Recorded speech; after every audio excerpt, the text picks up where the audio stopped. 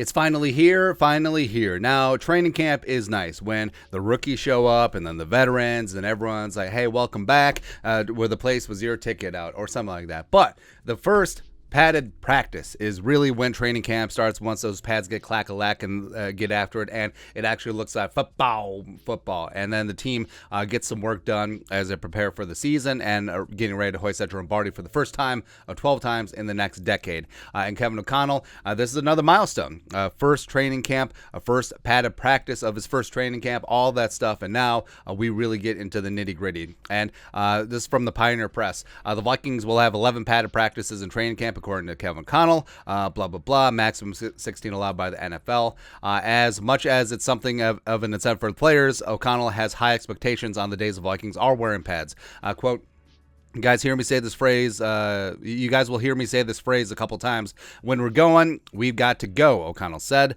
There's no other way than to go full compete, end quote. So the Vikings, even though they are scaling back in terms of the full contact padded practices, when it's live, it's live. So there's no clown farting around, and the Vikings are probably going to have to get after it. Otherwise, maybe we'll have a couple more. Who really knows? And from the various bylaws and tri-laws here from the NFL and NFLPA, padded practices may not be held on more than 3 consecutive calendar days, and such 3-day practice periods may not be held more than 3 times during preseason training camp. So it's going to be very sparse and sporadic. It's going to be padded, break, walkthrough, and shells like they've been doing the last couple of days, first 4 practices, or padded, break, padded, whatever. But either way, the Vikings will be working in 11 of those sessions, a maximum of 16. And a couple of benefits from padded practices. Obviously, well, start at number 6. Obviously, it's good for the fans because the fans who show up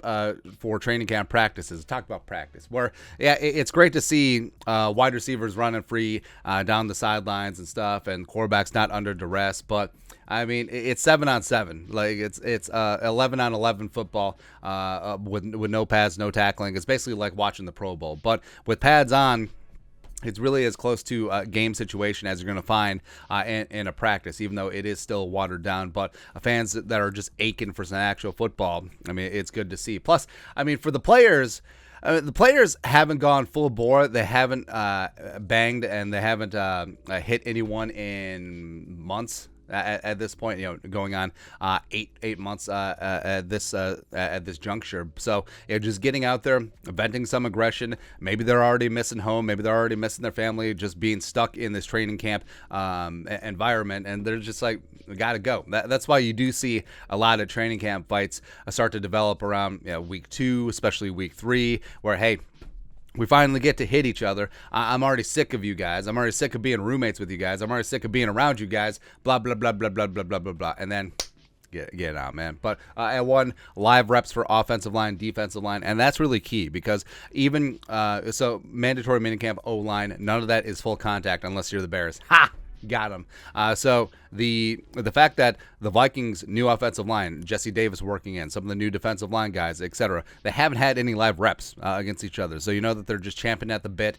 They spent all off season just getting ready for this, and also the first 4 practices just like, I'm gonna show you, man. And all the hype for some of the people in the offensive line competitions or defensive line competitions, it's really moot until you actually get out there, right? So, yes, say you're a young tackle coming up and say, oh, he's looking good so far. Just wait till you got a block Danielle Hunter or Zadarius Smith in a live rep. Then we'll see. We'll see what's going on there. Also, so realistic wide receiver cornerback matchups. Now, every single camp, there's viral videos of like a UDFA speedy wide receiver burning a veteran cornerback and all that stuff in one-on-ones. It's just like, ooh, what happened there? But it really goes by the wayside. Number one, so it isn't really indicative of team football because how often is a cornerback just left in a one-on-one spot unless they're a premier tier 1 cornerback?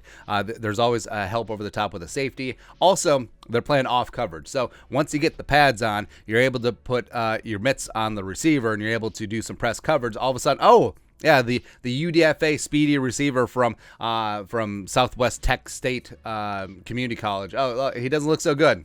All right, and also, I just want to see it because Cornerbacks have been looking good so far in Vikings camp, but now let's see how they do in a live rep against Jefferson, against Thielen, against KJ. Let's get on, man. Also, number 3, goal line, goal line, goal line. So that's one of my favorite parts of once they put the pads on is down in the condensed area, red zone, running some goal line stuff.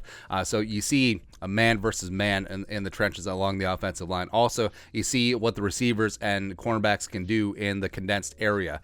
So can you still get open? Can the offensive line still get a push against D-line? Can they score? Can the defense hold them out, etc.? So that's always fun. Number 4, chaos for quarterbacks is good. And we said this, where the QB2 competition, right now they're alternating between Mon and Mannion, but I want to see it once things start breaking down, because as of right now, there's limited or muted pass rush, whatever, and obviously you're still not going to hit the quarterbacks with the red jersey, but quarterbacks just operate differently once they actually feel the heat from the kitchen of the offensive line, defensive line, getting things on once there's actual pressure on them.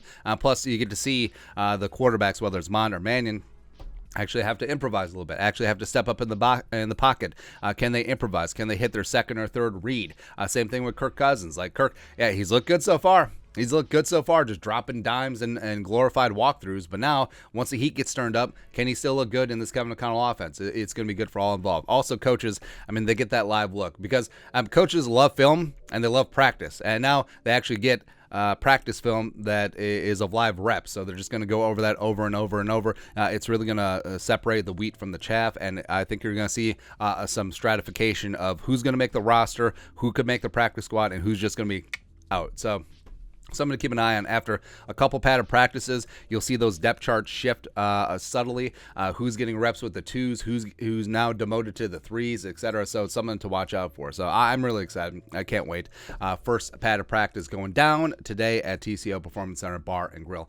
But your thoughts are thoughts of Vikings first padded practice today. Let us know your thoughts in the comment section below. Subscribe for daily Vikings takes. Most support the work. Put a little something in the Venmo. But until next time, Skol, production value.